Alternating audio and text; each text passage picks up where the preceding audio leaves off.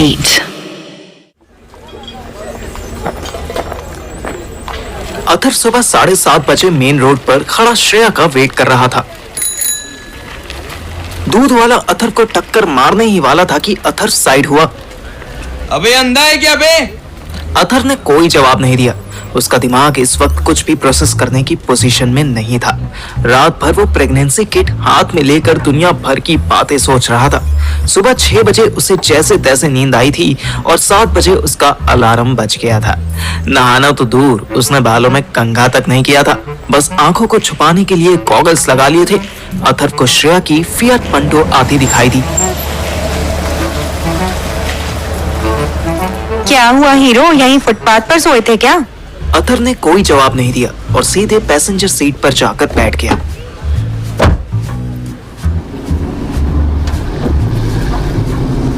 Car चलते ही अथर ने window खोली और बाहर देखने लगा।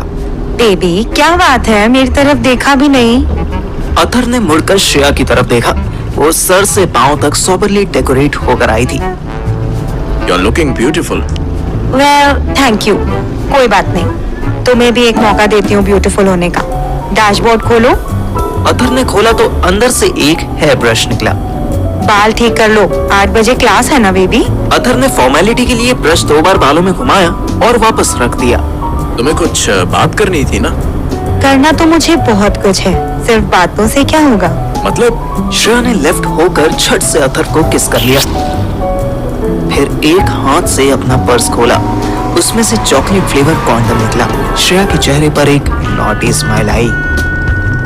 तुम इस वजह से परेशान हो ना? Don't worry baby. अथर ने बस हाँ में सर हिला दिया। कल जब हम सब सो रहे थे तब मुझे तुम्हारी पॉकेट से मिला। आई नो वो ट्वीटी की बच्ची। स्वीटी। वो बीच में नहीं आई होती तो तुम मुझे रूफ पर ही ये दिखा देते ना। अथर ने फिर हाँ में सर हिलाया। ओह मेरा बेबी, मेरी कितनी केयर करता है। एक्चुअली उस रात जब मैं आई थी तुम्हारी छत पर, तब ये होता ना तो मेरा मूड चेंज हो सकता था। Maybe you know. बातों बातों में कॉलेज आ गया।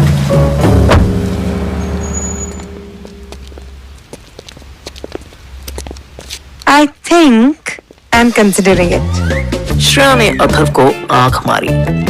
What? I am allowing this, शादी से पहले ही, but with protection and after exams. एक पल के लिए अथर के चेहरे पर बड़ी सी स्माइल आई। उसी स्माइल को देखकर श्रेया उसको हग करने लगी। तुम कितनी वार्म फील देते हो। It must be special. उस दिन कहीं बाहर चलेंगे, मनीष सर और आगरा। श्रेया उससे अलग हुई। क्या तुम एक्साइटेड नहीं हो? एग्जाम्स तक का वेट है ना, कल ही चलते तो ज्यादा एक्साइटेड होता। ओह बेबी, एग्जाम्स की वजह से टेंशन बनी रहेगी ना।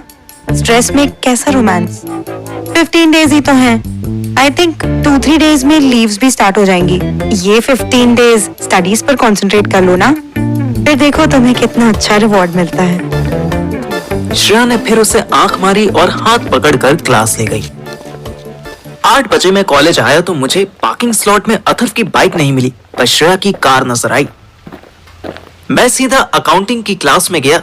मुझे लगा लेट आने की वजह से मुझे गाली पड़ेगी, पर वहां तो ऑलरेडी चिल्लम चिल्ली हो रही थी। अकाउंटिंग पांडे सर पढ़ाते थे, जिनके गंजे सर और चोंच जैसी नाक की वजह से हम सब प्यार से उन्हें पोपट पांडे कहते थे। क्लास में एंटर करते ही मुझे समझ आया कि पोपट ने ग्रुप असाइनमेंट दे दिया था और उसी को लेकर महाभारत हो रही थी। मुझे इन सब चीख चिल्लाहट में सिर्फ सुहानी की आवाज सुनाई दी। I'm truly sorry, sir, but I'm not comfortable with him. What is this behavior, Suhani? Group assignment में चॉइस मिलने लगी तो फिर इसका पर्पस ही क्या बचेगा?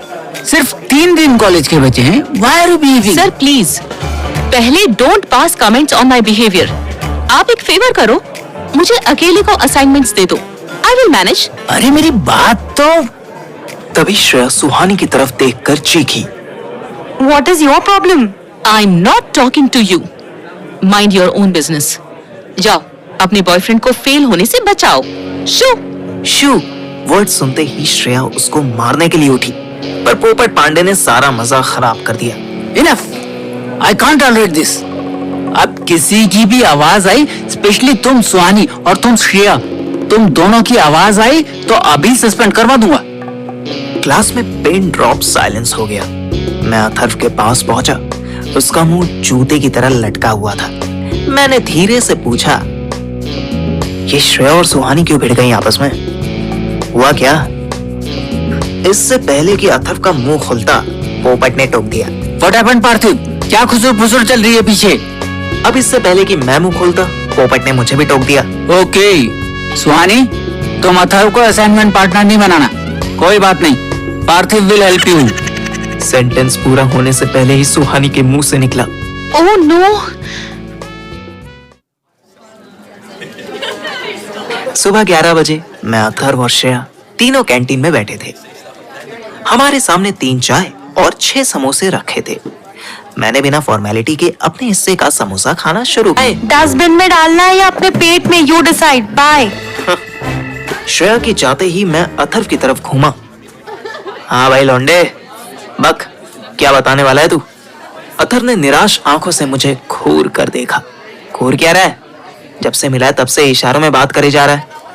तेरे थोपड़े पर लिखा है कि तेरी फटी हुई है सुबह से। बताना किसने फाड़ी? अथर्व ने जेब से प्रेगनेंसी किट निकाली और मेरे सामने रख दी। ओ बेंचो, एक ही दिन में स्वीटी पेट से हो गई। चल चुतिए, ये आयशा की है। फिर उसने मुझे रात भर की कहानी सुनाई। बस इसी टेंशन में हो, समझ नहीं आ रहा कि कैसे हुआ ये और अब क्या करूं। मैटर तो है टेंशन वाला, पर तुझे ज्यादा सोचने की जरूरत नहीं है। After all she is married woman यार। उसके हस्बैंड का भी तो।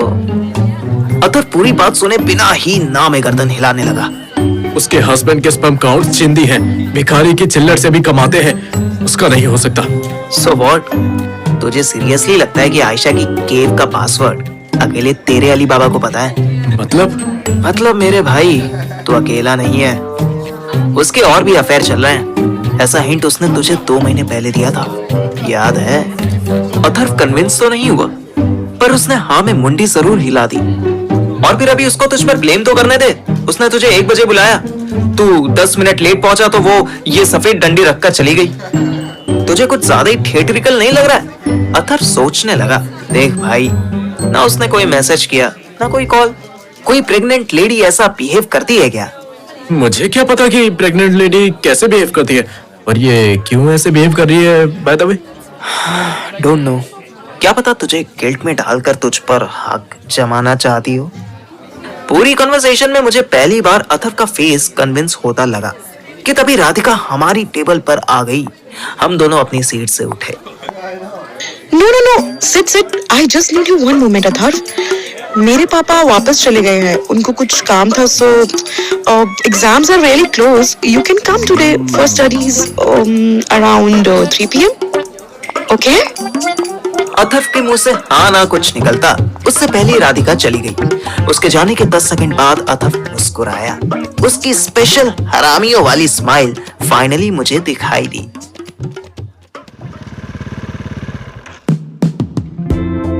एग्जैक्ट 3 बजे अथर्व राधिका के घर पहुंचा। डोर बेल पर उसने उंगली रखी भी नहीं थी कि डोर खुल गया। अथर्व हेसिटेट होता आगे बढ़ा। राधिका वहीं थी। उसे राधिका बस एक मोमेंट के लिए बेडरूम में जाती दिखाई दी। अथर्व भी सोचते हिचकते बेडरूम की तरफ बढ़ा। बेडरूम की विंडोज पर हेवी कर्टेन्स डले हुए थे। अथर्व बाहर धूप से आया था, इसलिए उसके लिए ऑलमोस्ट अंधेरा था। उसे राधिका की खनकती हंसी सुनाई दी। जब तक वो कुछ समझता, राधिका ने उसके एक हाथ पर हैंडकफ्स लगा दिया और बेड पर धक्का दे दिया। मैम, ये क्या? अगले ही मोमेंट में राधिका ने अथर्व की आंखों पर ब्लाइंड फोल्ड्स बांध दी और बोली, Are you ready for a once in a life experience?